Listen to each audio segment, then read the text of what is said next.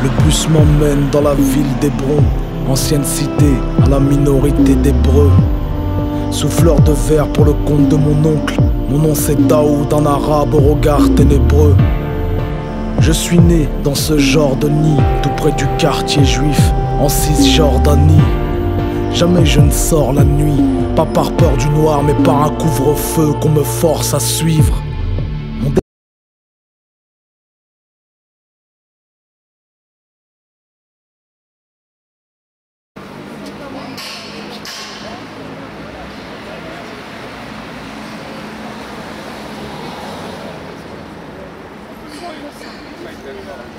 C'est extrêmement important d'être là aujourd'hui en solidarité avec les camarades qui sont inculpés, puisque pour nous, aujourd'hui, la question de la Palestine est une question fondamentale du respect des droits d'un peuple et la question du boycott est une arme indispensable. On voit depuis des années une impunité totale pour l'État d'Israël qui régulièrement bombarde, massacre des populations. Aujourd'hui, le boycott et toute la campagne BDS est une arme pour nous extrêmement importante et la solidarité est devise et nous serons là à chaque initiative prise pour défendre cette idée et en solidarité s'il y a des camarades inculpés. Je peux rien dire, j'ai 25 ans, je suis de Montpellier. Je suis ici ce matin pour soutenir les 3 inculpés de BDS. Pour la liberté d'expression bien évidemment et puis en solidarité avec le peuple palestinien parce que on doit être mobilisé pour que justement cet État soit reconnu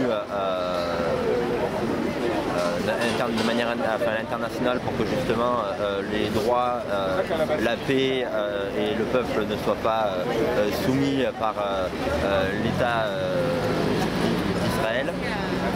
Et donc pourquoi je suis là ce matin, c'est parce que tout simplement je viens apporter ma solidarité avec ces 3 personnes qui ont été accusées en première instance par le tribunal après qu'ils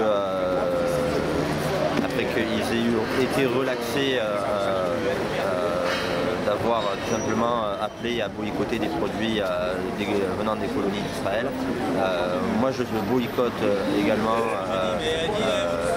je mène la campagne pour boycotter les produits israéliens et donc j'apporte tout mon soutien et toute ma solidarité avec mes 3 camarades. Alors je m'appelle Camille Genna, en fait je fais partie de l'association France-Palestine Solidarité 34 et notre action en fait c'est de se battre contre les inégalités en fait que subit le peuple palestinien et pour l'aider en fait à résister et à survivre.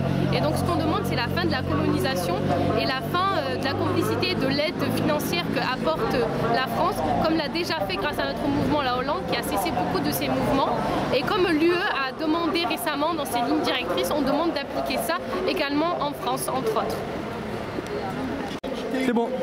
Donc aujourd'hui on est ici, 23 janvier, devant la cour d'appel de Montpellier pour soutenir 3 inculpés, en fait Bernard, Jeanne et Yamina, en fait qui sont des citoyens comme nous de base et qui avaient envie d'exercer leur liberté d'expression en diffusant des tracts en fait en appelant au boycott. Le boycott en fait c'est simplement l'arrêt de la diffusion des ventes des produits en fait qui viennent des territoires occupés, qui sont illégales au niveau de la Convention de Genève, qui est signée entre autres par Israël, au niveau du droit international des droits de l'homme et de tout simplement des propres chartes des magasins français qui les commercialisent quand même, comme Casino, Carrefour, etc., Auchan. Et donc en fait ils ont voulu exercer leur droit à la liberté d'expression et à dénoncer en fait cette illégalité par les magasins français et ils ont été inculpés grâce en fait à une circulaire à Lyon-Marie qui leur a permis d'être inculpés et qui interdit en fait le boycott de produits, donc qui nous restreint dans notre liberté d'expression. Et donc ces inculpés ont eu un premier procès à Perpignan qu'ils ont gagné et malgré tout, ce qui est inédit dans le monde, c'est-à-dire le ministère public a porté plainte contre eux de nouveau, donc il les a mis en appel. Donc c'est pour ça qu'on est devant la cour d'appel aujourd'hui, parce qu'ils repassent en appel et donc on demande leur relax aujourd'hui.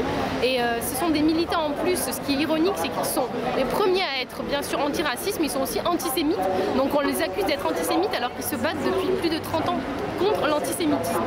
Donc on se bat pour ça, on se bat plus en général pour essayer de restreindre les inégalités et de montrer en fait fait les égalités pour tous, pas seulement pour les sémites, mais pour tous en fait. Donc on n'est pas comme les officines qui les ont attaqués, c'est-à-dire qu'ils vont se battre pour un combat précis, mais on se bat pour tous en général. Donc voilà. Bonjour, je m'appelle Aurélie Ancou, je suis étudiante infirmière à Carcassonne et donc je suis là aujourd'hui pour soutenir mes amis qui sont accusés de boycotter des produits israéliens. Donc voilà, c'est important de venir les soutenir parce que il est inconcevable qu'aujourd'hui en France on soit poursuivi pour boycotter ces produits qui sont totalement illégaux et qui viennent de terres colonisées. Il est important qu'on agisse. On a des armes, donc il est important de s'en servir. Et voilà, j'invite toutes les personnes à se renseigner sur le boycott et à rejoindre le mouvement. Tout le monde diront que je suis croyant fanatique, que j'ai agi programmé par un parti terroriste et qu'aussi j'enterre ici tout espoir de paix possible.